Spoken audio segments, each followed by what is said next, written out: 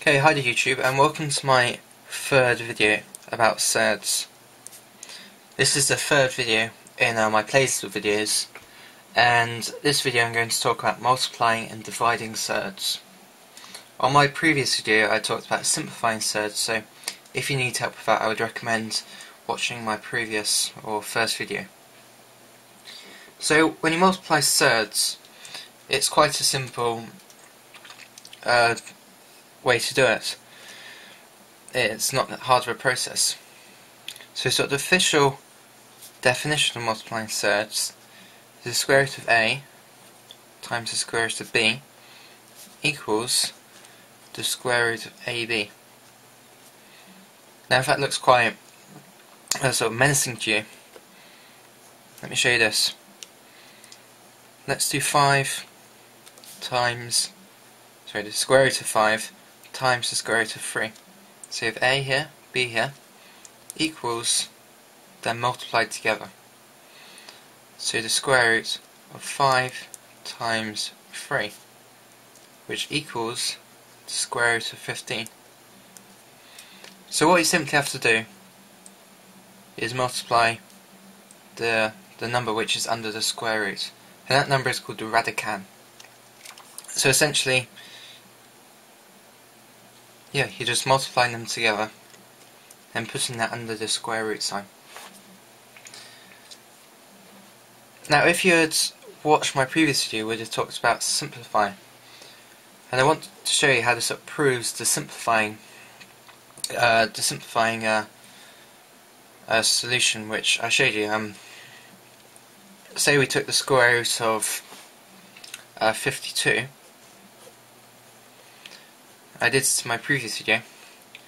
You remember I split this into 4. Now let me just remember. No, sorry. It was 4 and 13. So that's the same as saying the square root of 52 is square root of 4 times the square root of 13. Because 4 times 13 is 52, and 4 times 13 we have them in a square root sign. And you might have remembered that the answer for this was 2 times the square root of 13. I mean, can you see where this comes? If we take the square root of 4, we get 2. 2 times 13. 2 times the square root of 13 here. Anyway, that's just a sidetrack. So, what you want to remember is to when you multiply surds, you simply just multiply the radicand, which is under the square root bracket. I'm going to now go on to talk about dividing square roots, and it's simply the same method of doing so. So we have the square root of a divided by, just do the divide symbol, equals the square root of a divided by the square root of b. So what we've simply done is, say we have the square root of 10, I'll just do it as a fraction. This literally just means divide. I could have just done a divide like this. The square root of 10 divided by square root of 2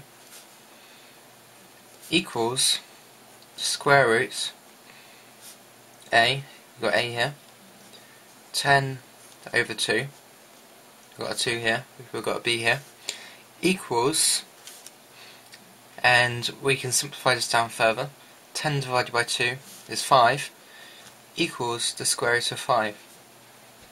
So essentially, when multiplying and dividing, you just use the same arithmetic skills as you would if you weren't having a square root.